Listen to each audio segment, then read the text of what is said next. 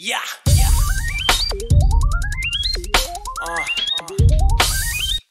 Hey yo, man, it's your time. Man, fuck poverty. Get this money, man. What the fuck you gotta do, you know what I'm saying? I can tell you're mad at me just by how your face look. You can check the stats. What's up, everybody? Welcome to the Philip and Leroy Judgmental Podcast. What's going on, everybody? This Phil back in the house. And I'm Leroy. So what's been going on, Phil? Nothing much. Just been on lockdown for a little bit. Wife got sick. Then next thing you know, we had a quarantine, and I've been on lockdown to the 17th. I think after the 17th, I can go back to work. Mm-hmm. Why are you on lockdown? What happened? Well, her MG was messing with her, so she had to go to the hospital. No, not your wife. I'm talking about, you said work. Work, yeah, they wouldn't allow me to come back. For coronavirus? Mm-hmm. Oh. So who had the coronavirus? She did. But they said she didn't have no symptom. They said it was non-active or something, but the job wasn't trying to hear that. Oh, okay. All right. And then Maya went and took the COVID test because she wanted to go back to work. You know, this is her first job. And they said she was negative. She didn't have it. So DMX passed away on the 9th. What was that, Thursday? Oh, Friday. Yes, something like that. Yeah. So you want to add anything on DMX? Personally, myself, I wasn't really a big DMX fan. There's only two DMX songs I like, Get At Me Dog and Rough Riders Anthem. But you're a DMX fan, right? Yes. Big All time. Right. All right, so you want to add anything? When he first came out with those two albums, they both was bangers, and you can just play them all the way through. And he was just so hyped, and he get you hyped. Like, I remember driving. Anytime I was driving at night, you remember the Mustang that I had. Mm-hmm. I used to fly in that joint, drop top down, DMX blasting. You know what I mean? And like whenever I work out, my boy Daoud, he used to come around on the weekends, and we used to work out at my crib in West Philly, and we used to blast DMX and a couple other things, but just DMX get you in that mood, get you hyped like that. So, go ahead. But one thing I wanted to say is, like, there's a little conspiracy behind that too. Did you saw that link that I sent you? Yes. About that, because she was saying somebody in his family was saying that he didn't overdose, that he got a COVID vaccine because he wanted to start traveling and making money. And he did have like some travel things, business arrangements lined up. Mm-hmm. So they were saying he didn't overdose. He had a reaction to that, and that's what it caused a heart attack. But I don't know. You know, the media, they're not going to tell you that. Right. I was just curious as to if he overdosed. How come they never told us what he overdosed on? Right. And my thing is, well, you know, nowadays how they do, if a person overdose, they'll charge the person that gave them the drugs. Mm-hmm. Okay, so why isn't anybody talking about that? Who gave them the drugs? A story did come out that they was going to arrest whoever sold them the drugs, but I think that was just some fluff BS. Right. You know what I mean? Because we just saw him do the verses, and he was a little overweight, but he was cool. He didn't seem like he was on that. And they said Swiss and them came out in December and was like, this is the longest stretch he's been clean, doing good. You know what I mean? So for him to just be out the blue, just overdose like that is weird. I mean, I'm not saying it was a reaction to it and they just calling it something else or what. You know what I mean? Just weird. Right. So give me 5 of your favorite DMX songs. 5? Yes. Oh shit! You put me on the spot now. Let's see. Get At Me Dog. What These Bitches Want.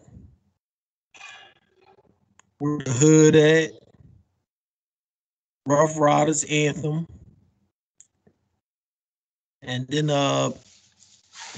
what's the one when he had the young bull that was selling drugs with him? Do you remember that one? No. He got a lot. Those is like the first 4 that came to my head though. But he got a lot. I like a lot of his joints. Okay.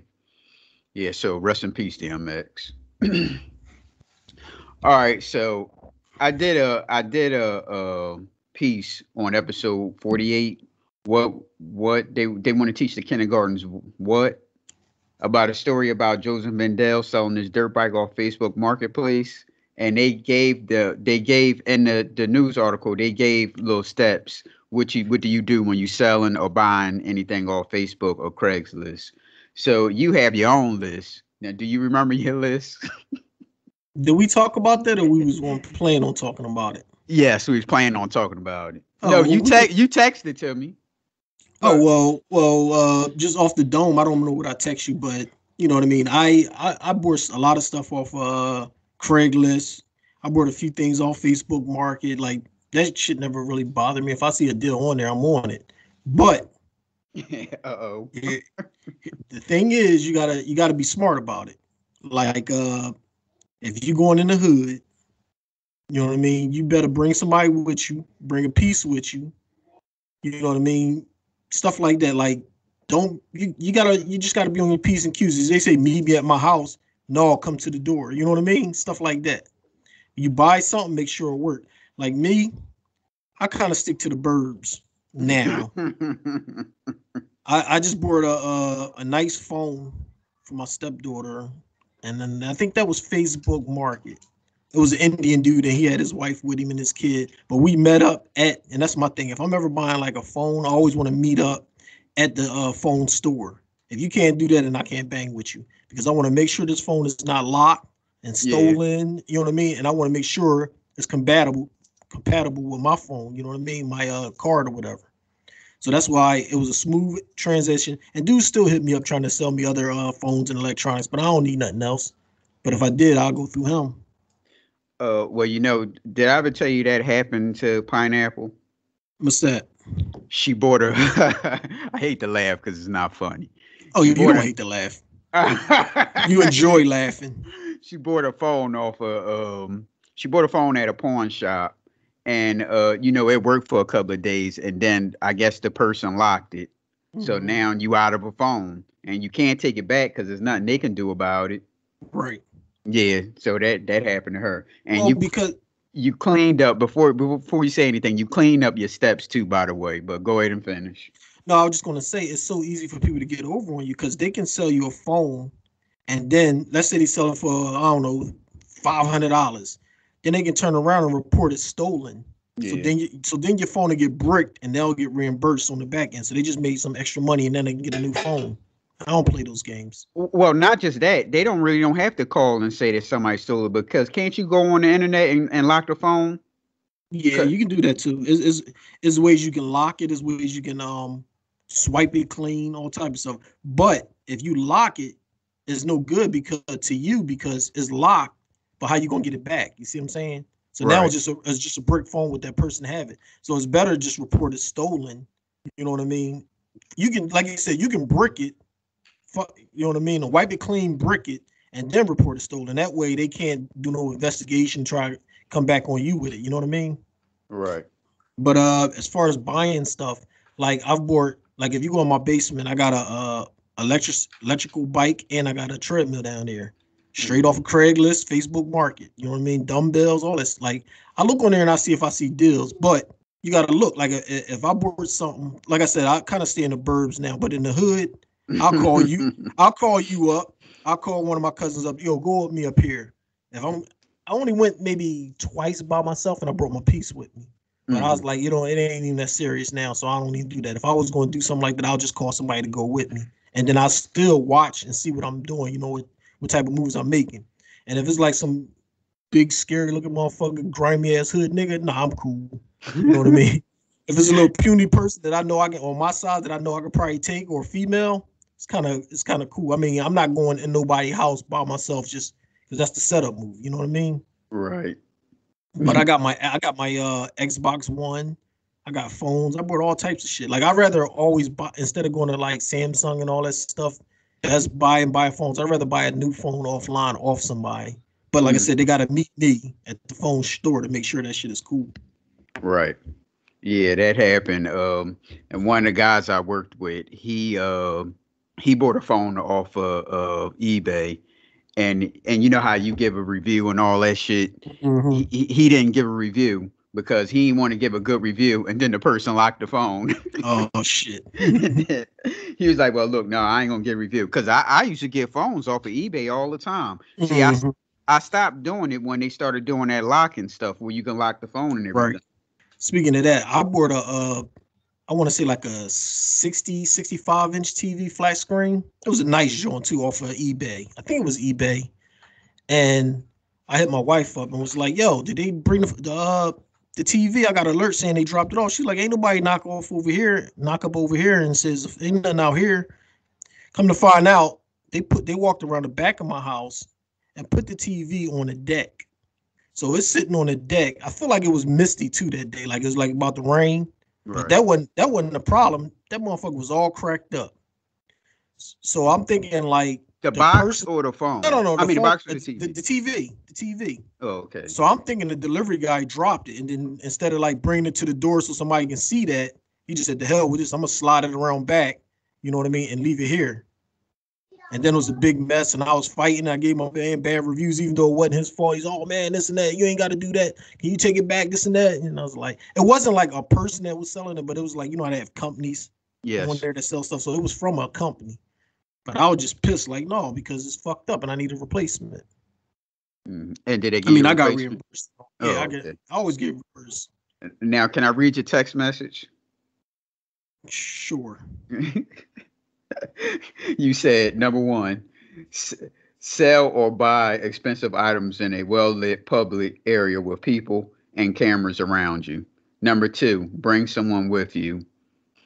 Number three, bring the heat. Number four, never buy, sell to young black people. Speaking from a young black person himself, won't buy or sell anything to a black person. You be wanting deals and shit and broken shit. I told you about how the boy took that. He was young. He probably was like 15 or 14 when he took my Nintendo apart and changed. Well, we got that. We gonna tell that story.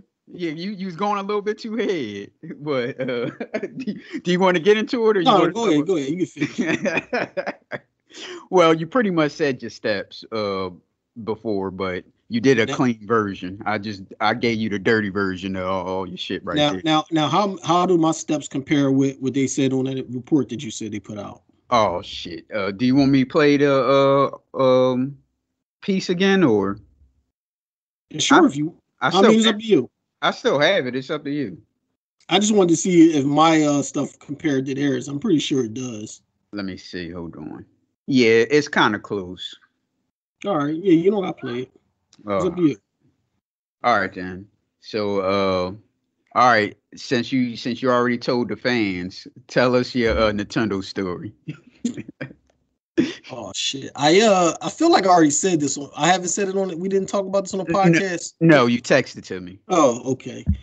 So me and my two brothers, we had a friend. I feel like his name was Shafi, because that's a sucker name, but his name was Shafi. And we used to bring our Nintendo over his crib and crash over his crib because he had, like, you know how back in the day when y'all get together on the weekends, he got all the toys, but you got the system, he got games, so you bring all your shit together, you know what I mean? So we would bring our stuff over his crib. And he kept saying that he wanted to buy our Nintendo office and was like, no, you know what I mean? He had a Nintendo, but it was broke.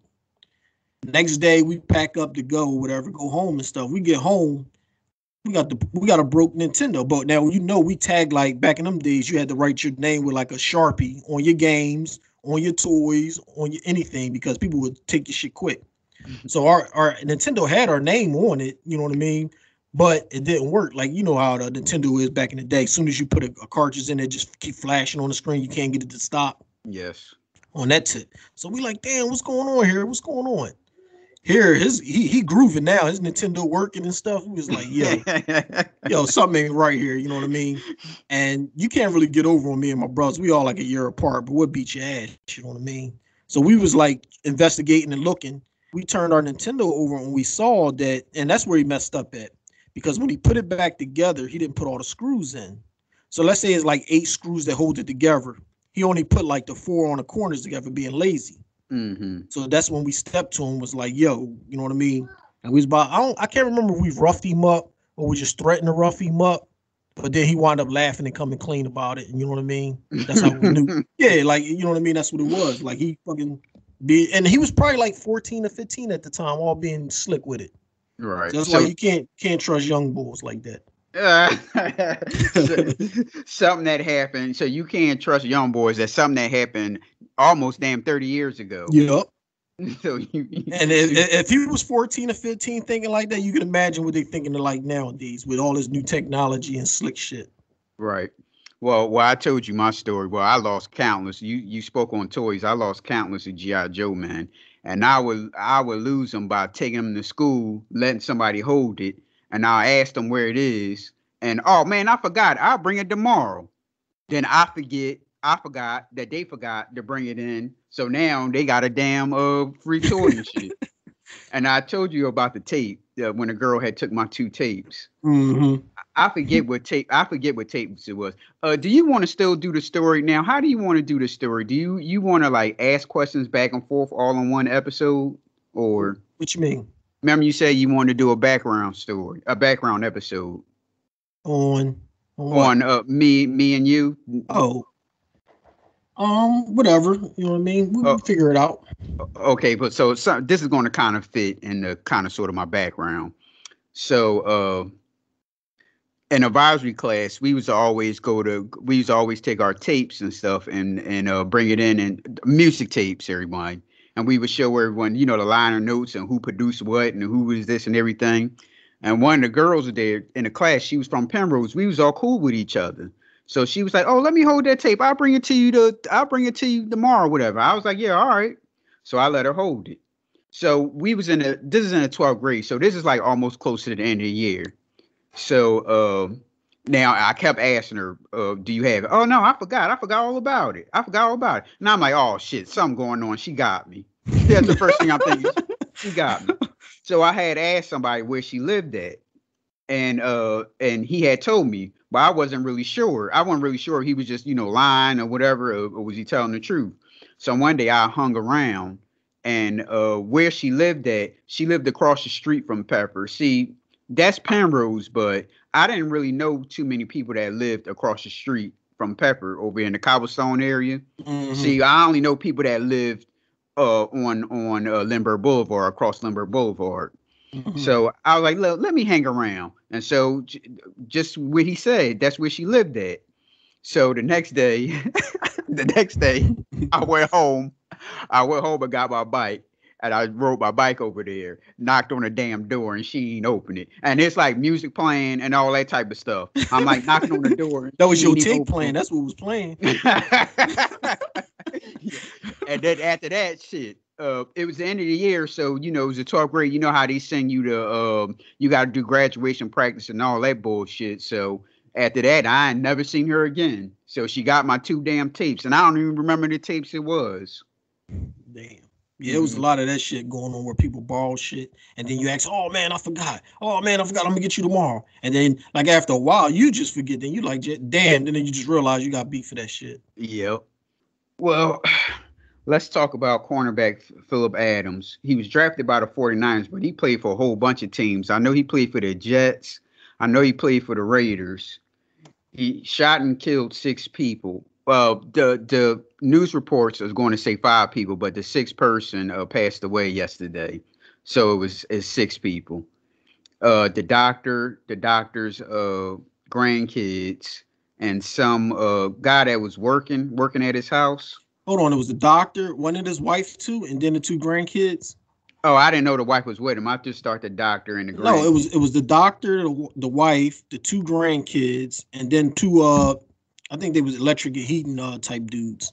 Yeah, so here's the report. One in South Carolina. A doctor, his wife, 2 of their young... Can you hear? Yep. Grandchildren among the 5 who were killed in Rock Hill, South Carolina. And tonight, authorities believe it was a former NFL player who killed them before killing himself. Tonight, we have the family picture of that doctor and wife. They had many grandchildren, and you can see the 2 there behind them, who authorities say were victims in this too, along with an air conditioning technician who happened to be at the home, they say also killed. There was an hours-long standoff with police and ABC's Will Grieve tonight in South Carolina.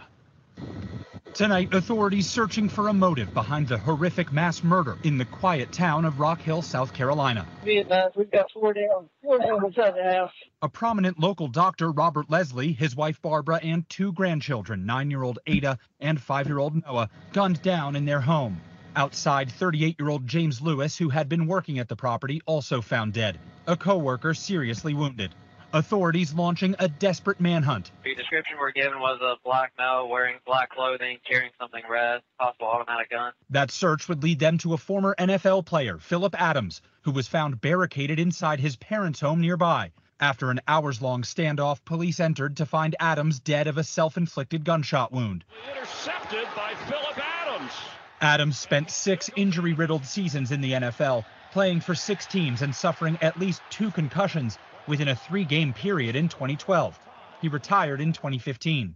Adams' father, Alonzo, telling a local station WCNC his son never bothered anybody. Well, I can say that he's a good kid. He was a good kid, and I think the football messed him up. According to reports, Adams may have at one time been a patient of Dr. Leslie. The physician's friends and family left in shock by the gruesome killings. He was just an exceptional person. And to see this happen to him and his family is just tragic beyond words. Relatives of the victims releasing a statement today saying, "We are in the midst of the unimaginable. There are no answers that will satisfy the question why." So far, investigators unable to answer that question. There's nothing about this right now that makes sense to any of us. Beloved in his community, Robert Leslie founded 2 local urgent care centers and worked as an ER doctor for decades. In a 2008 book titled Angels in the ER, Leslie wrote, "I know without a doubt that life is fragile." Just another horrific story today. Will Reeve joins us now from South Carolina tonight. And Will, I wanted to go back to that point you made in your report that there are unconfirmed reports that the suspect may have been a patient at some point of the doctor. Yes, David. The suspect's father said today that he had been treated himself by Dr. Leslie years ago. There are also reports that his son, Philip Adams, had been treated by Dr. Leslie as well, but police here would not confirm that today. That possibility is sure to be explored as they try to determine a motive for these killings. David? We'll certainly learn more. Well, like Philip's father, Alonzo, said that he thinks that football had messed him up.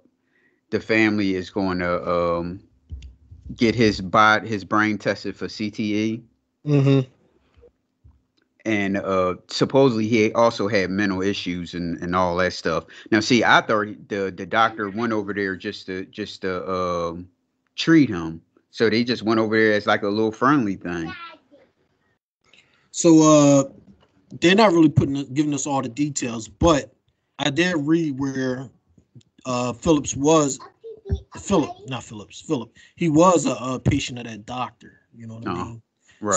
So obviously the doctor and see, like, he didn't live near the doctor. So why did he know where the doctor lived? You know what I mean? Like I don't know where my doctor lived, and you ain't supposed to know that. In case they fuck around and do something crazy, you can go track him down. So that doctor had to do something to him to make him pissed off to come after his whole family like that. Well, you got to keep in mind, it's a small town, Rock Hill, South Carolina. So it's probably one of them places where everybody know each other. So he's probably the only one around there that's a doctor like that. So that's probably why, he knew where he lived at. Yeah. See, I feel more bad for the 2 technicians because they ain't had shit to do with that. Mm-hmm. Now the doctor brought that on his family, but the technicians were just there doing their job. They ain't had shit to do with that shit. They had it in wrong place at the wrong time. Well, the rumor is U.S. Representative Ralph Norman has claimed that the shooting of Dr. Robert Leslie and 4 others five others. The other person, passed away again. 5 others had resulted from Dr. Leslie's refusal to give Adams medication. So he wanted some medication, and the doctor wouldn't give it to him, I guess. Probably couldn't afford it. No, I'm thinking that he was so messed up that he was addicted or whatever, and the doctor didn't give it to him. It could be that too, but he wasn't. I don't know. I mean, when it comes to like CTE and brain shit like that, whatever medication he's on, it probably costs a lot, and it could either go either way. He probably, because it's not like he made a lot of money in the NFL. You know what I mean? So it could go either way. It could be that he couldn't afford it and he really needed it, or he could be on that shit and fucking fiending and went crazy. Right. That's just a sad story. Yep. on both sides, pretty much what you said. Well, the both and the guys that was working in the house wasn't doing nothing. Right, that's what I'm saying. See, that's the ones I say is like court the raw deal because they ain't had shit to do with it. Just was fucking ran in his warpath. Mm-hmm. I don't understand how so many people get gunned down like that. I think it's like black people, when we hear one gunshot, we like, oh shit, the fuck is that? And you getting the fuck out of there. Like, you're not going to investigate. You know what I mean? Mm-hmm. So he had to. The family got killed first, like inside the house, and then they probably came out and killed the guys on his way out when he saw them outside. You know what I mean? Right. So like with all that shooting indoors, I'd have been like, the hell with this. I'd have jumped in the truck and rolled the fuck off. Mm-hmm. You know a gunshot sound, you know what I mean? Ain't no fucking kickback car or nothing, you know what I mean? It's coming from indoors and it's fucking gunshots. I'm out. Mm-hmm. Well, last episode, I talked about the New York City doorman that was they were suspended at that time about when a guy attacked the Asian woman. She's a Philippine. She's from the Philippines. Well, the doorman actually got fired. It was a doorman and a concierge person was fired over this incident. Something that they ain't have nothing to do with their job. They were fired over. Here's the report. 2 doormen are now fired for watching as a 65-year-old Asian woman was kicked and stomped outside a building in Hell's Kitchen. Now, a warning, this video is disturbing. The management company for the doorman released a statement saying it is clear emergency and safety protocols were not followed. The union originally said the doorman called 911, but later said they waved down a squad car. Brandon Elliott is facing 2 counts of felony assault as a hate crime for this attack. And like I said last week, that the guys, they did shut the door when all that stuff was going on, but they opened it and they helped the lady out. That was number 1. Number 2, the news also did mention that a guy did try to stop him and the guy pulled the knife out on him. So if the doorman would have walked out on him and said, hey, stop, he'd have stabbed both of them. And she said two doormen. It was a doorman and a concierge person. Right. So the Broski organization announced the dismissal a week after the disturbing footage of the horrific attack surfaced that showed the woman struggling to fend off her 6'2" attacker. She wasn't struggling. While the men moved quietly to close the front entrance of a luxury apartment building. See, they make them look bad. They're making it seem like, oh, well, it's none of our business. Let me shut the door. Exactly. And even in the report, it said they called 911 and they flagged down a car. Yes. But you're right. They did both. He called 911 and he flagged down a car. I don't think they should have shut the door, but it's a judgment call. Either you run out there and you help or you don't, but you can't blame somebody for not, because they don't know that person and they don't know that what their beef is about. And if that man got a knife, you're gonna get stabbed for some shit that you don't got nothing to do with. Right, exactly. Now, if he would have stayed, let's say they ran out there and helped her out, and let's just say he cut both of them. Now, is the Broski organization, are they going to pay for their hospital bills and give them their paycheck? No. While he's sitting at home? Exactly. No. They would have said, our protocol is to not get involved, to call 911. That's what he would have said. Like kind of like my job do and any other corporate type job, they tell you not to get involved, to call security and all that. So if they wouldn't have gotten, it was a lose-lose situation for them. Right. Now, did you hear about our Black Lives Matter sister, who I was already against that organization from the jump? The saying is cool, but the organization, no. Do you see how she bought a $1.4 million house? No, I didn't. Patrice Cullis, BLM co-founder, is branded a fraud after buying a $1.4 million home.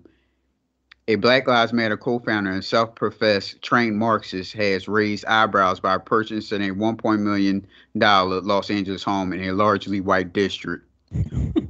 Patrice Cullis, a 37-year-old artist, organization, and freedom fighter. Hey, is that a job description, a freedom fighter? Not really. Some made-up shit. Has bought a 3-bedroom, 3-bathroom house in Topanga Canyon, complete with a separate guest house and an expensive backyard.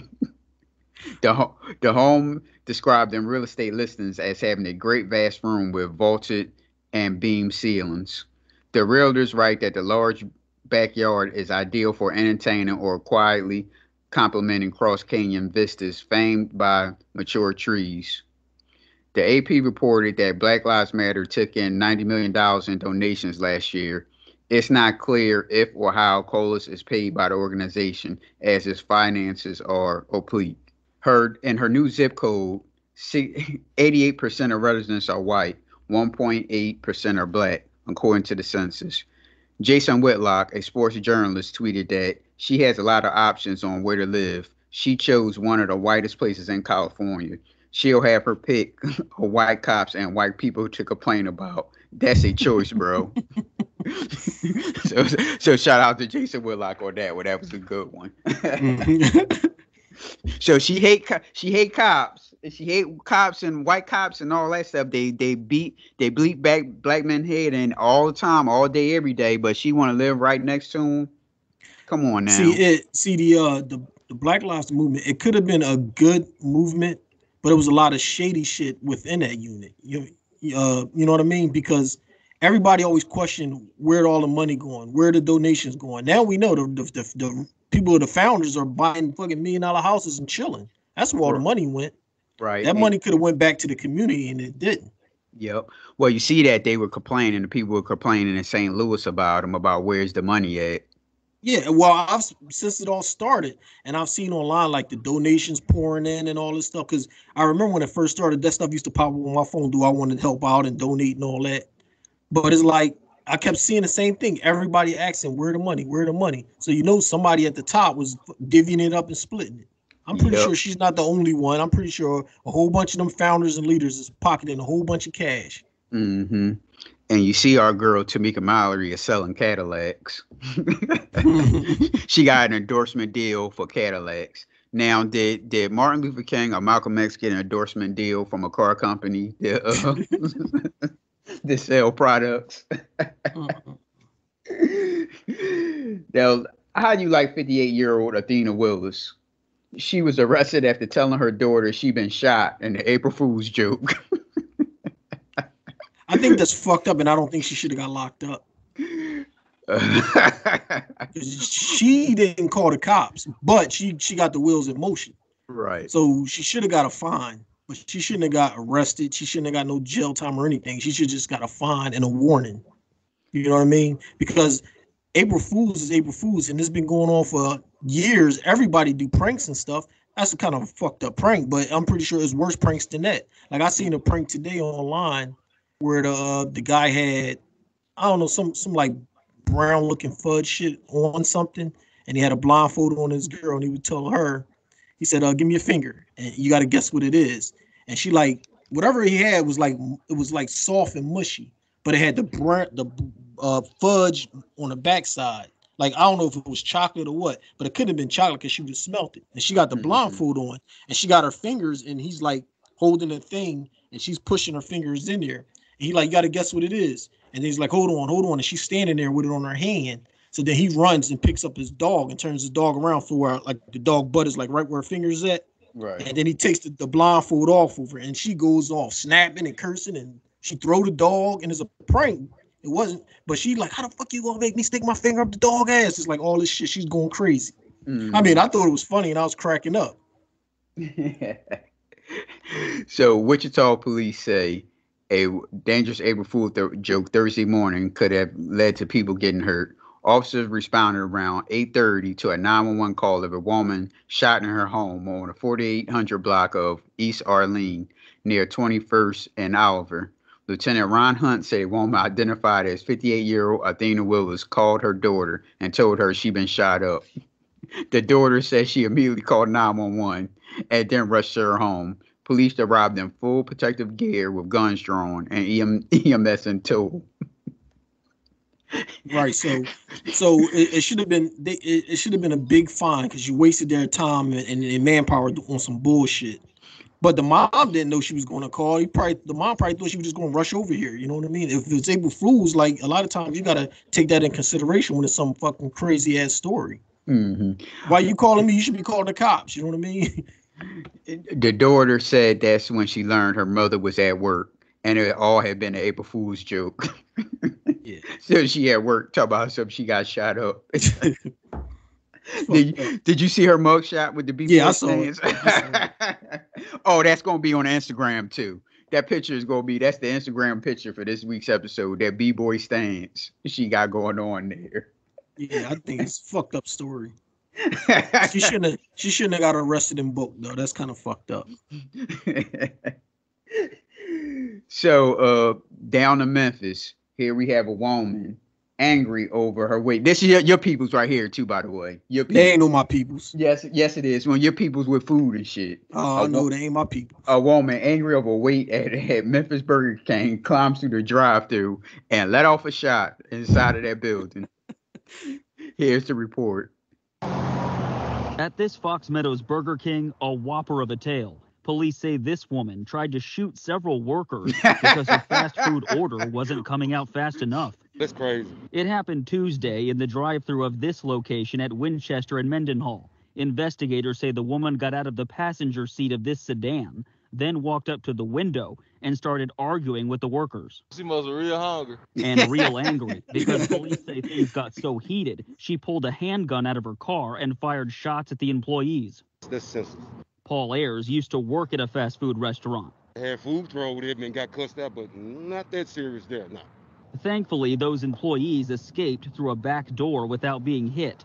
The wild allegations leaving some to wonder if this woman was already upset when she entered the drive-thru. It had to be something else deeper than just an order. Been taking too long. Why do he have on a mask? Police don't know if this woman had a permit. Mask, but his nose hanging out. A small detail in the case, but something investigators may try to find out if they can find her. They hope these pictures posted on social media will help. Yeah, she need to be off the street because if she's going to do that over fast food order, what happens if somebody cut off in traffic? No, it don't have nothing to do with food, She going to lean out the car and shoot at them. That's your people's there, because y'all know my peoples. Y'all in the food like that, y'all react. Because do you think she was waiting for an Impossible Burger? Yeah, just like you. Your peoples. No, she wasn't waiting for no Impossible Burger. She was waiting for one of them Whoppers or something like that, and y'all was taking too fucking long. So then you leave. You don't go up there shooting up the window, and they need to change those drive-thrus. They should put like some protective glass there, and you ain't even got to touch nobody. You know how the Chinese got them little slide things? Right. You put your credit card in the thing, they slide it, and put your receipt on there, and then they shoot your food right out. Ain't nobody touching you. You can't shoot nobody, none of that shit. Because I done seen too many videos with people getting spit on, getting food thrown back at them, and all types of shit. Mm-hmm. And brothers, please, you put on masks. Cover the mask is used to cover your nose. Every brother on there had their nose exposed. The other brother, he had the whole damn mask. Damn, it was like hanging off his face. Well, shit. When I'm on the L, I see people. A lot of black young dudes, like you said, brothers, got the fucking mask on their chin, lips hanging out, nose hanging out, and they're sitting on their chin. So last week I talked about OG Slim Shady. DM like a girl. He released DM messages between him and Kevin Garnett. Ain't no man supposed to release messages like that. If you talking to someone privately, you ain't supposed to be releasing messages like that. That's stuff that girls do. Young girls. I'm not talking about grown women. I'm talking about like school girls when I say girls. That's something that girls would do. And now this fool went on. What was you about to say? Oh. I was going to say, he said the reason he released it is because he threatened him and he talked about his wife. But you got to hear him on Howard Stern. He threatens and talks shit about people every time. He damn near on the show, damn near every week. And he's always talking shit about Gary and calling them names and threatening to beat people up and all that type of shit. But yet he gets mad that Kevin Garnett said something like, meet me on such and such street. He do the same shit. I wish you could hear him on Howard Stern.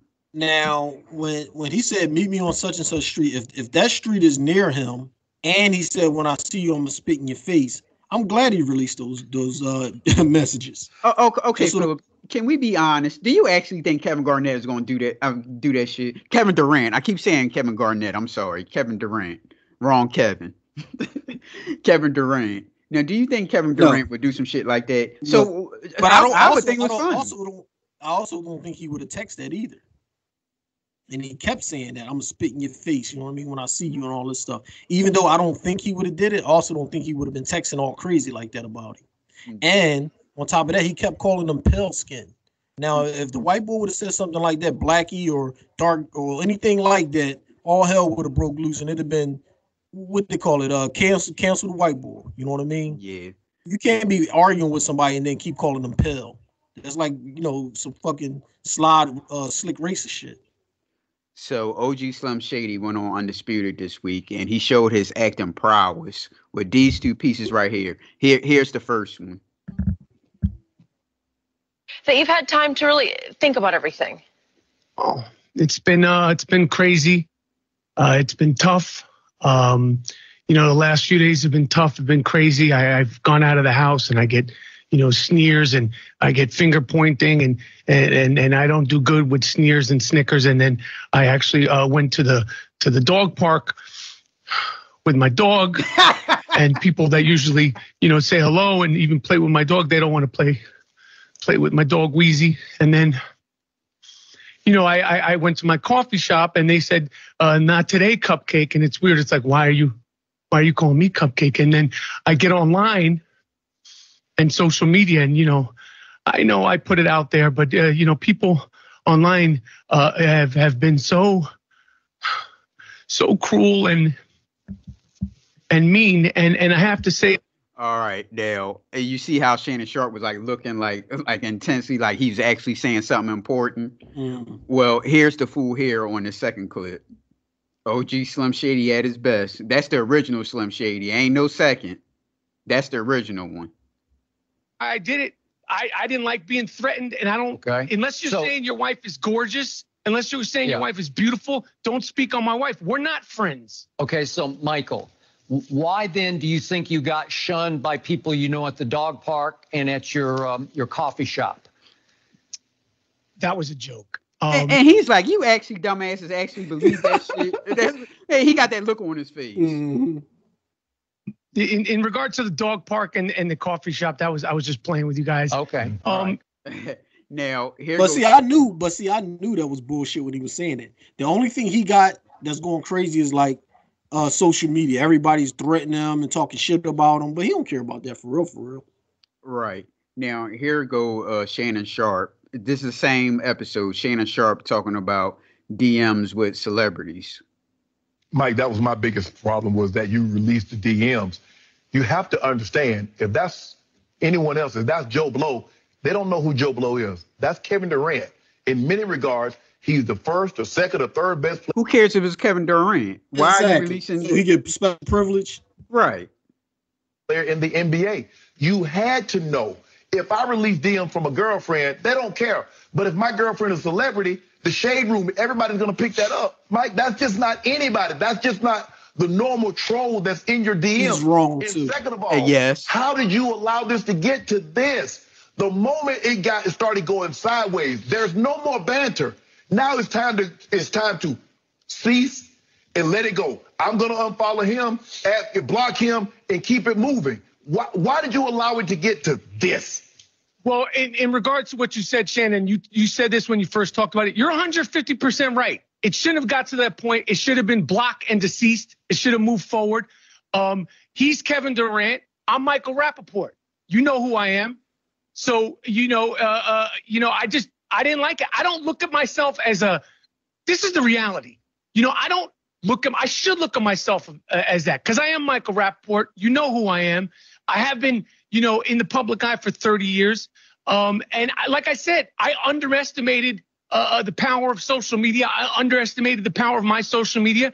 I didn't appreciate the spitting. I didn't appreciate the threats. And like I said, unless you're saying your wife is beautiful, God bless her, God bless you, you're a lucky man. We're not boys. Like, I don't banter by saying, hey, Skip, when I see you, I'm going to spit on you. And Skip goes, that's funny. Well, I'm going to spit back. And I go, that's not banter. That's not trash talk. Speaking of a guy who's on Howard Stern talking about he going to butt fuck some men and all that shit on there. You got to hear him. You got to hear him when he's on that show. He always threatened I'm going to rape you and I'm going to fuck you right in the ass and all type of shit like that. But he's afraid that Kevin Durant, a multimillionaire who got endorsements and all that shit, is actually going to walk up to this man and spit on him. Come on now. That's ridiculous. I don't think he was scared. I think he did get bashed in social media, like a whole bunch of messages, people dogging him, because I've seen a lot of that stuff. But what I think was he released it on purpose to show the world some fucked up side of Kevin Durant. You know what I mean? And that's what that was. Because I was looking through the messages. He would say something to Kevin Durant. Kevin Durant would say something crazy to him. And then I saw where he wouldn't even reply, and then Kevin Durant would reply back with like 3 more crazy messages all back to back. Like who? Like if he didn't reply back after you said something crazy, you could have just left it alone right there. But to just keep feeding into the games and stuff, like something wrong with Kevin Durant.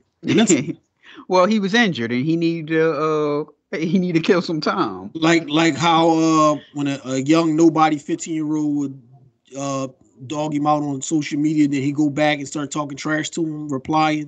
Mm-hmm. Like you got millions of fans, millions of followers, millions of dollars in the bank, and you letting a regular Joe Blow take you there? That's crazy to me. Right. Now, what did you say about why was Shannon wrong? I said Shannon wrong because he making it seem like a regular girlfriend, it don't matter. You can put her stuff out there.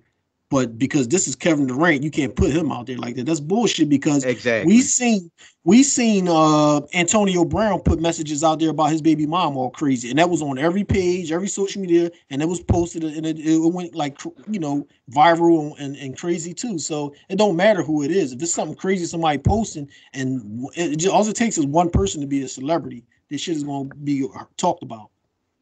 Yep, I don't think you should. Like you pretty much just said, you shouldn't release anyone's private messaging because it's private messaging. If they wanted it public, they would have did it publicly. And how can I trust Michael Rappaport talking shit to him if he releasing shit like this? He'll do that to anybody. Well, see, the thing is, you gotta think if you arguing with somebody, then that's when you don't want to say something that could make you look bad because the person that you're talking shit to. Like I watch a lot of court TV and they pull right out and be like, "Yeah, I recorded them on the phone, judge." And when the judge hear that shit, it like fucking ruins their whole case because it's like it's showing you in court, you being all well spoken and nice, but on this video you making threats, you talking crazy, and this is not a friend. Most of the time when they saying this crazy stuff, it's somebody that.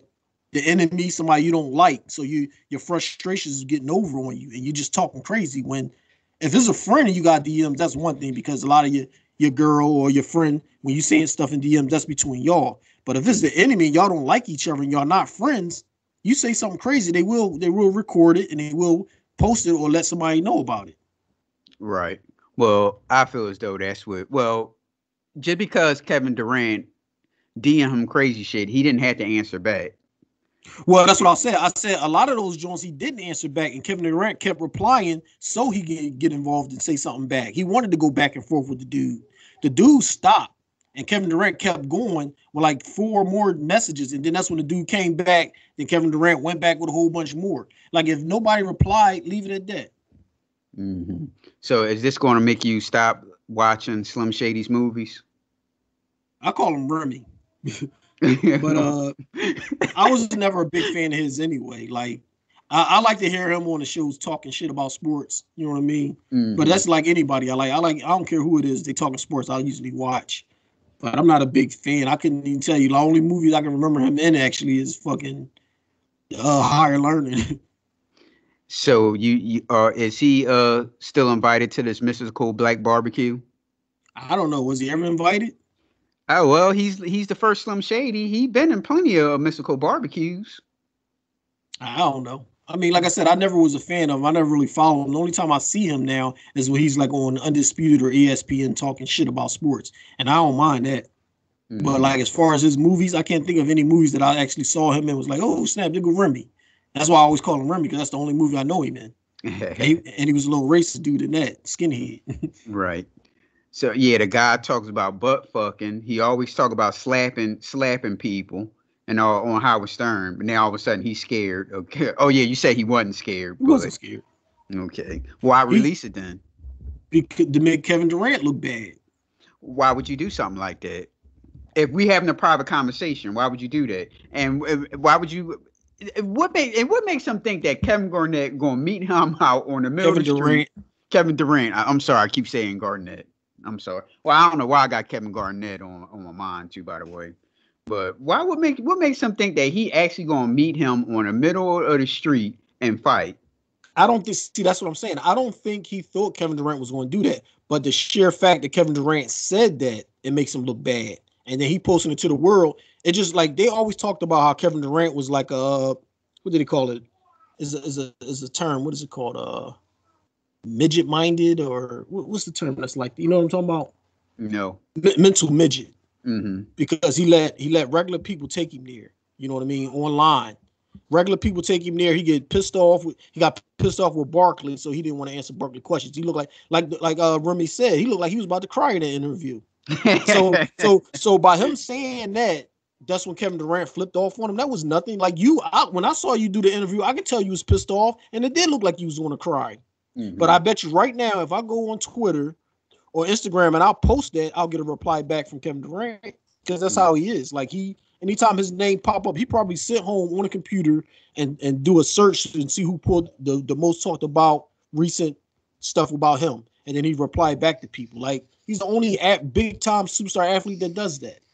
Right. Now, how'd you like last week when I said that the new blacks, because I've never heard of a black person in my black living, a black man use the term cock and cunt.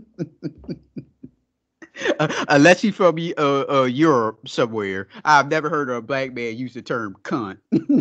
Nope. I tell you, these new blacks. That's like I bet. Like how. Go ahead. Go ahead. I was gonna say. Oh, go ahead. I was gonna say the only time I've heard cunt a lot in the military, because there's a lot of white guys in the military. But that's like the worst thing they could call a female.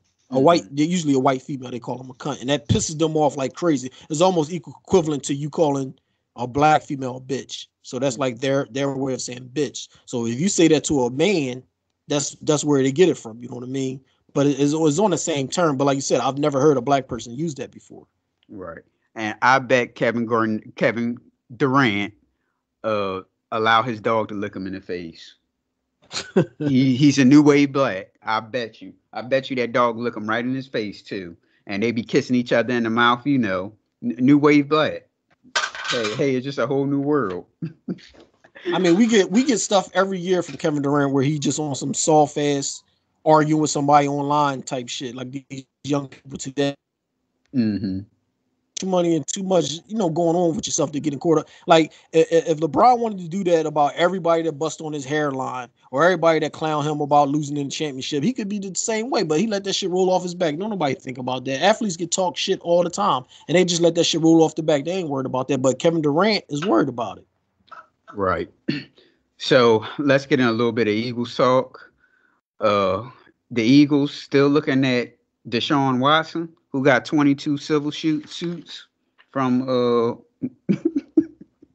letting women forcibly getting a rub and tug from women, although they're not pressing criminal charges. They just want money. You know why? 22. It was because it wasn't forcibly. And if you hear some of the stories, he didn't force any of these girls. They went along with it saying that they were scared.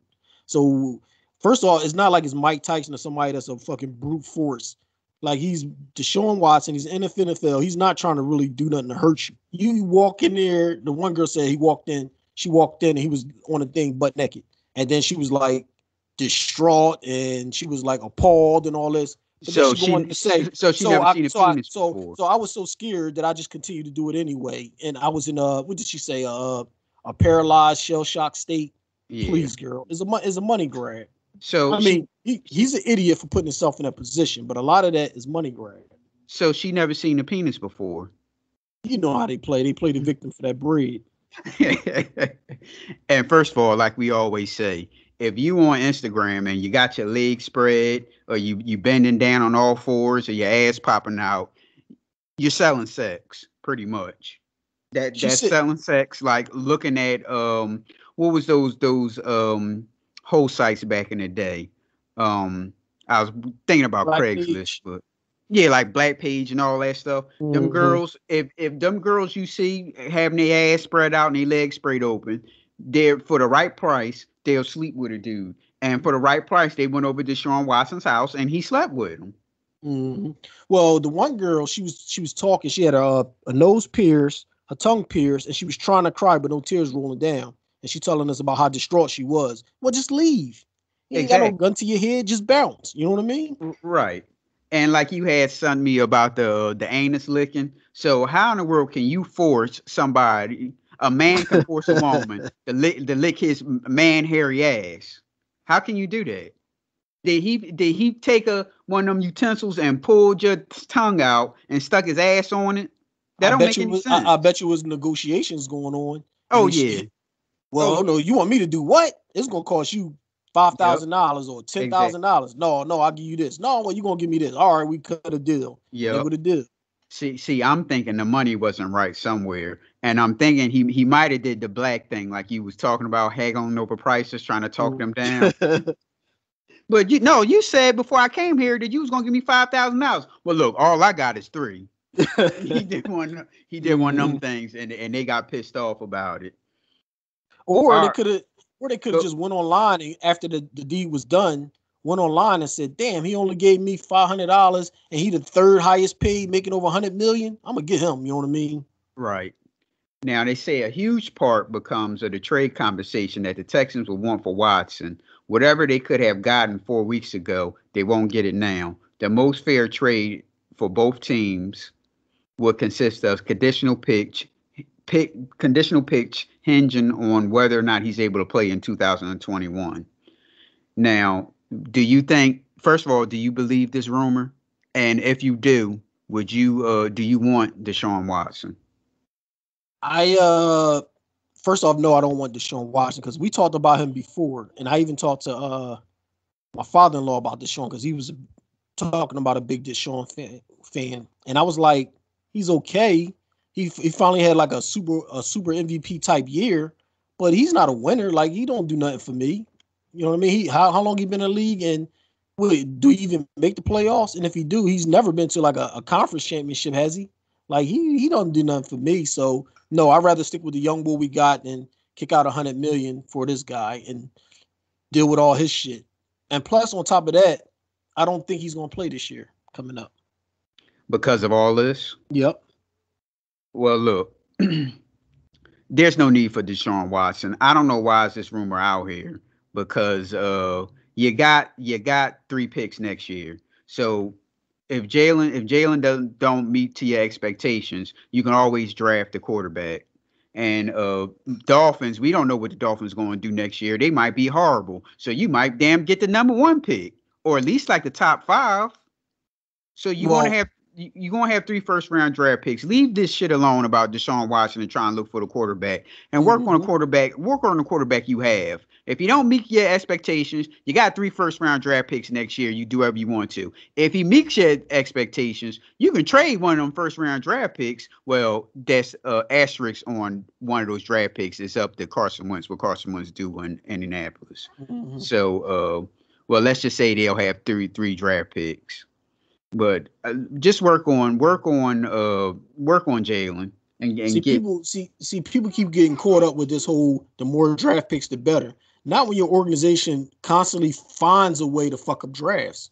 It'd be census picks. This is the guy the Eagles going to take. Everybody say he's the next best player on the board, but not the Eagles. They'll say, "Oh, well, we think this guy way over here is going to be the steal of the draft." And instead of going with the census pick, we go with this fucking whim. And then it turns out to be bullshit. So a report came out today. I saw it was on my Twitter feed where what's the guy named Hurts? Hurts was never drafted to be the starter. He was drafted to be a backup. Mm-hmm. But I'm thinking, like, why would you take a second round? He was supposed to be a backup to Carson Wentz, and Carson Wentz was supposed to have a good year. But just in case he was the insurance policy, in case Carson get hurt. But he wasn't never intentions to be the starter. My thing is, you don't draft a backup with the number 2 with a second round pick. You just don't do that. Second round picks are starters. Mm-hmm. Well, your boy might not be here. The what's our boy name? The GM. He might not be here next year for those 3 picks because this is a make or break year for him too. Howie, yeah. Howie Roseman. Yeah. So did you see on April Fool's Day a report came out first thing in the morning the Eagles fired Howie Roseman? No. Oh man, I was so happy. I was like, oh snap, we finally got rid of his ass. Now maybe we can get us a good draft pick. You know what I mean? Because he fucks up in the draft. And come to find out it was a April Fool's joke played me. Right. This is a make or break year for him too, which he should have been fired this year also. Even though we think it could be a make or break year, it won't be a make or break year because him and the owner is in cahoots.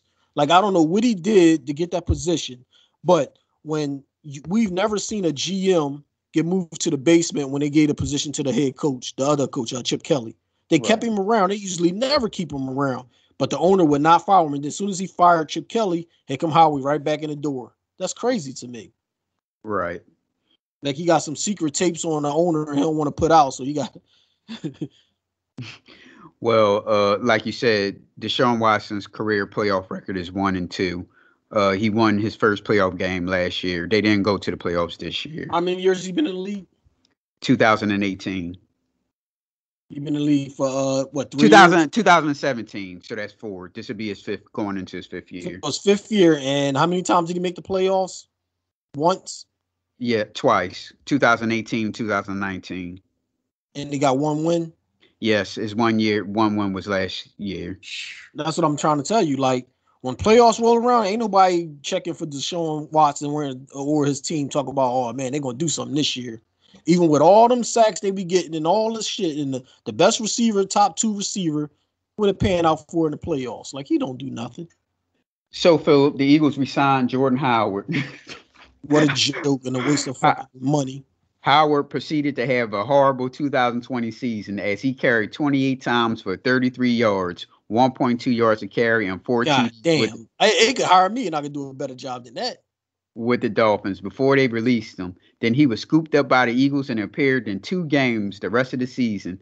At the time the Eagles brought Howard back, it was believed by some that he was solely a short yardage running back, hence the extremely low yards per carry average. That is false, as 15 of Howard's carries came on plays in which the Dolphins had at least 4 yards to go for a first down. On those carries, he averaged 1.9 yards a carry. Oh shit! Even as a short yardage back, Howard wasn't very effective.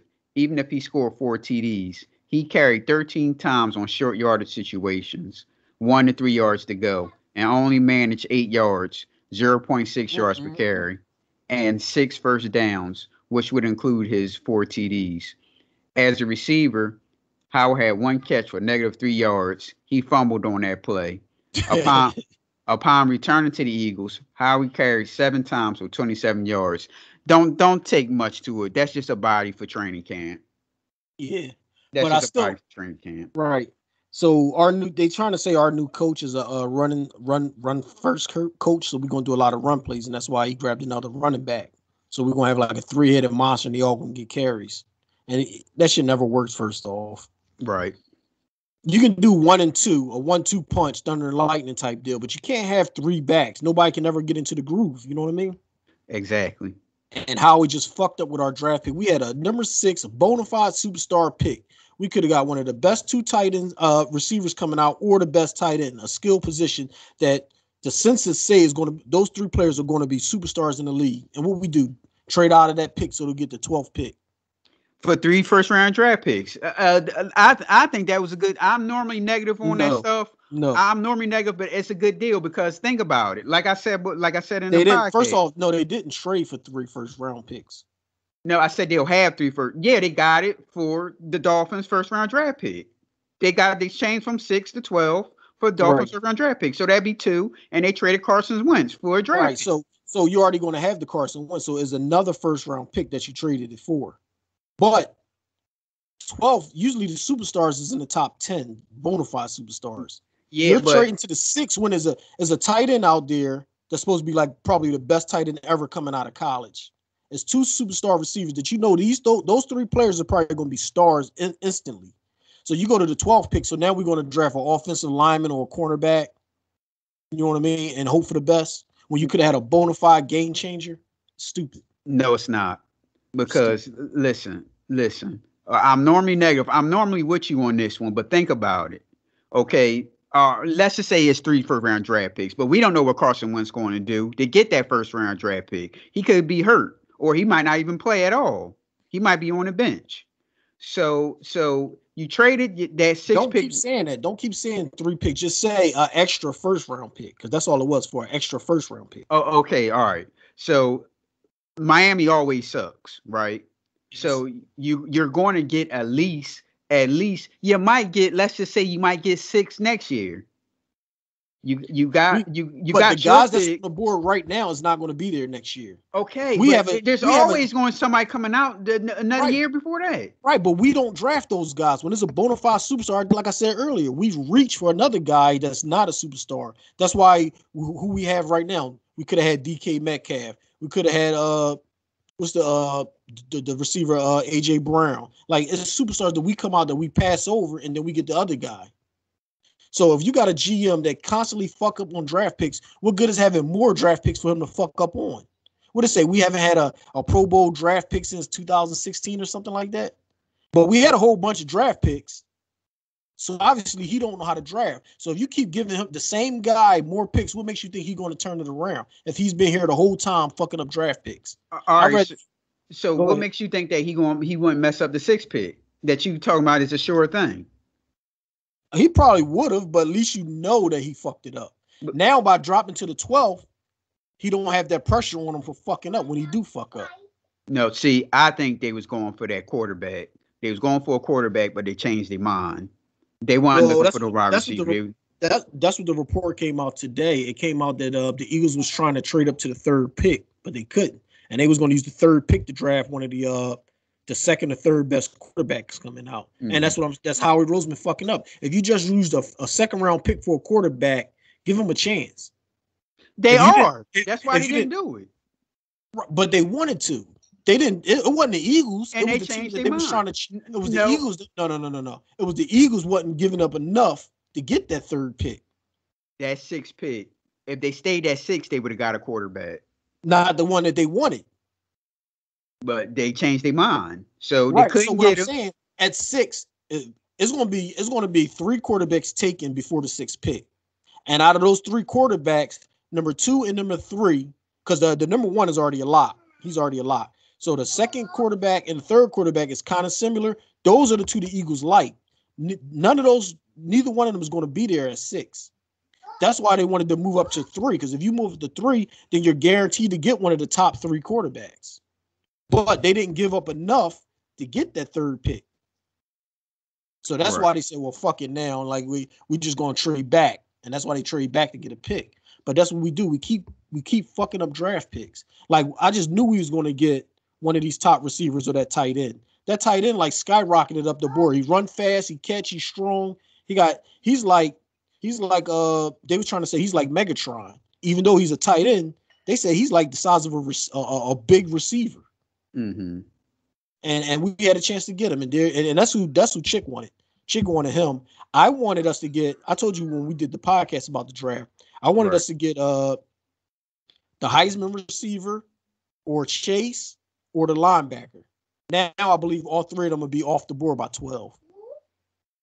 Well, see, it's a good deal, Philip, and you're gonna be so happy next year when the Eagles got 3 first-round draft picks. Why would I be happy if we keep fucking up draft picks? That's what you still got hope in Howie, even though Howie let us down. No, I don't. If you think him having an extra pick, you do. With 3 picks, can you really mess up 3 first-round draft picks? Howie Roseman can. Look at all the talented players we passed up on the reach for. Another player that turned out to be a bust. Okay, out of 3 first-round draft picks, you think all 3 of them would be busts? One of them may be high. He might get a good offensive lineman or a good defensive lineman, but he's not going to get an impact game changer on the offensive side because he don't do that. Just go against every team. Be for every team that's going against the Dolphins, because they could really bad, and the Eagles could have a high first-round draft pick. Now, can he mess up them 3 picks? He does. That's what I'm trying to tell you. He's been doing it for the last 6 years, messing up the draft picks. When they come out with these mock drafts, every board has who they think is the next best player for the Eagles to draft. And every draft that comes up, we never draft that guy. How we always find another guy. What's the guy that's a receiver now on the bench that can't do shit? I know you're talking about The lights dude that can't do shit. We passed up on bona fide receiver for that guy when it was a receiver better on the board. Now that receiver that was on the board is a superstar. Is DK Metcalf and AJ Brown. We could have either one of them. They was higher listed on the board than the guy that we got, JJ Arcega-Whiteside. That's his name. Yeah. Fucked up and reached for this guy, and this guy can't even get off the bench. Now, hold on. Last year we needed a receiver. We reached for the speedy short guy that ain't do shit. Where two receivers came out, one got the record for the best year for a rookie receiver. We could have had either one of those receivers, but he's reached for this short guy that had the burners, and he couldn't even do shit. That's three. That's a draft pick. Next year you'll have three. Potentially have three. It doesn't matter if we keep having those picks and he keep fucking it up. You can give him 100 picks. If he keep fucking up the picks, of course he's going to get lucky here and there, but he doesn't take the obvious choice. See, I would rather. This guy thinks he's the smartest guy in the room. So he don't care what all the mock drafts, all the experts say who's the best available. He's going to pick who he wants. See, I would rather have the 3 draft picks. I'm sorry. And I think it was just a good move. Just say an extra draft pick. You making it extra like draft pick. Right, is that better? Well, it's 2. Well, you're getting 2. No. Because you already have a first round pick this year. That was your pick. You got a first round pick next year. That's your pick. You got a first round pick for Carson Wentz. So we only getting that extra pick for. Oh, you're getting 2 picks. Back. You got Dolphins pick. Dolphins pick number 1. The Eagles first round draft pick. You're going to have the potential for Carson Wentz. You're going to have 2 of those picks regardless if you made this trade back. But they're still going to be picked.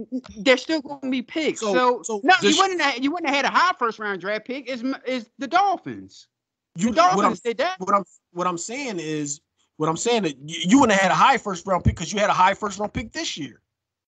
You gave away your high first round pick, so you got 3 first round picks next year. You was going to have 2 of them anyway, besides making this move back trade. So stop saying we getting 3 picks for moving back when we already had 2 coming anyway. We only getting 1 extra pick for moving back. No, I said 3 first round draft picks next year. You're going to have 2 first round picks next year, so it doesn't matter. It's a potential 3. Say what it is. It's an extra first round pick. A potential 3, and it's a good move. It's a good move by the Eagles organization. Yes, it is. All right, well, agree to disagree. We can move on. NFL.com says the Eagles would draft Jalen Waddle from Alabama. Now, what's your thoughts on Jalen Waddle? He's okay, but we already talked about who I wanted, and I wanted the 2 bona fide guys, and that's not who we getting. So Waddle was just like the guy we drafted for burner, but who's to say he's not going to get hurt? If you think your receivers is little, because he's little too. If you think your receivers are little, then you go get the big guy. You had a chance to get the big guy. So the Cincinnati Bengals is going to select Jamar Chase. Now, who's the one you wanted? Jamar Chase. I think he only played 1 year, but he's the big strong one. Now, what's the other guy you saw? The other guy is the one that won the Heisman. He won the Heisman, and he broke like all these receiver records. He's like that. He got the burners, he got the great hands, and he's an excellent route runner. His only problem is he's like 175 pounds. What college? Was it Alabama? Is this Devontae Smith? Yes. Well, hell, Devontae Smith would be 16. That's what they have on here on NFL.com. Right. What happened? Because he got hurt. So they're trying to say he's falling back in the draft because he got hurt and he's small. But those numbers didn't come up. That's why he won the Heisman, because he's been constantly putting up numbers. He didn't do it 1 year. That's what you like to see with your college players. You want to see them on a consistent basis. With Chase, even though Chase had a bang out year, like Devontae Smith numbers is better than Chase's. And Chase had like a fucking excellent 1 year. But the thing is, he's little. He's 175 pounds. You know what I mean? And he just got hurt. So that's the 2 negatives that's going against him. So Waddle is another small guy, 5'10", 183 pounds. Well, remember when I text you the negatives about Waddle? And it was like, what did it say? He drops too many passes. He still picking up the route running abilities. It was like shit that we already deal with, dudes that can't catch. Those other 2 guys got like superstar hands. Mm-hmm. Why you drafting a guy that got burners, can get open and then drop the ball? We just had that with what's the boy name? The catching Aguilar. Yeah, Nelson Aguilar. Burners, but had dropping problems. But all right, everybody. That's it. We'll keep talking to Philip. Maybe he'll change his mind on those picks next year compared to getting it. When there's a bona fide possible game-changing superstar on the board, you go get him if that's the position you need. And that's not what we're doing. We're going to get more picks. And all we do is fuck up picks. We're probably like last in the league when it comes to drafting Pro Bowl players in the last like 6 years. All right, here's a question for you. Do you feel as though the Eagles are bad? I would say we're middle of the pack. Okay, because when you talk to people and you listen to the people on well, let's just say sports media, they make it seem like the Eagles are like the damn Jacksonville Jaguars or something. Well, if you go off of last year, then yeah, because we only had 4 wins, some shit like that. All but right, we did have a lot of injuries, and Carson Wentz was playing like a little fucking chump. Yeah, that's what I was about to say. Is that a 4-win team? No, we was in other games that we should have won and was close. But it was Carson Wentz. He needed to be a first-round pick to be given up. We gave up first-round picks to get him in a lot of shit. So when you that type of person, you got to win close games. You got to be able to do something. You can't just stink up for the whole year. They kept saying he gonna snap out of it, and he just kept getting worse and worse. So that's why I feel as though next year it'll be better because you can evaluate this year. They supposed to be bad from what everybody say. They supposed to be bad. You got a new quarterback you can test out. So this year you use it as a evaluation year. Then next year you can draft. You will easily know what you need in the draft. You'll have potentially 3 picks. You just don't understand it. Stop saying that. You're gonna have 2 picks anyway. Oh, but 2 picks. I don't know how you want me to say it. All right, the just Dolphins. How about this one? You'll have the Dolphins and the Colts picks. Is that better?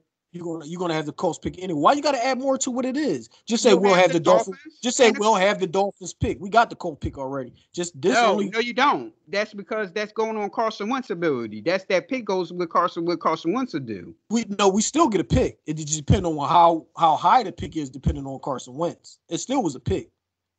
So it's easily for you to evaluate what you can do, but this season is your evaluation season. Next season, if you can draft a quarterback, you have a quarterback. You can draft a quarterback. You need a defensive player, you have a defensive player. You need an offensive lineman, you can get that too, all in the first round. So I don't see anything wrong with it. And I'm normally bad on Eagles doing shit like this, but thinking about it, no. Because the Eagles are supposed to be bad anyway. We ain't doing anything from what they always say. We ain't going anywhere. We're making the playoffs.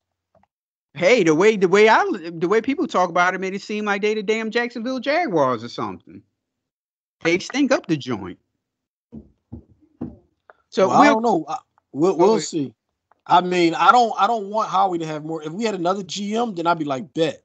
But Howie been fucking up drafts for like the last 6 years, so I don't have no faith in him. Just because he got another pick, he's gonna start doing right all of a sudden. So we'll get Philip. We'll keep talking to Philip down, everybody. Everybody tweet the judgmentals and talk Philip it down and try and tell him that this is a good pick. It's a good thing to do. It's not. When those 3 players that I mentioned, or 4, if you had the linebacker in, when those 5 years down the line, when they're the face of the NFL, possibly, you're gonna look back and say, damn, we could have had him, like we do everybody else every year. Damn, Metcalf tearing the league up. We could have had him, but we'd rather have JJ Arcega-Whiteside. Okay. Damn. What's the guy from Minnesota last year? Jefferson. Damn, we could have had Jefferson, but instead we went with the little guy with that was fast, that played 5 games last year and ain't do shit. There's guys there that the census says the best pick for us to get. How we don't get those guys. So if you keep giving how he picks it, he keep passing away. What makes you think all of a sudden he's gonna change that? All right. Well, y'all can tweet, go on Facebook and tell Philip that he's wrong at P&L Judgmentals. You could talk shit to him on Instagram at _judgmentals. Send him an email. Tell him how wrong he is at pnljudgmentals@gmail.com.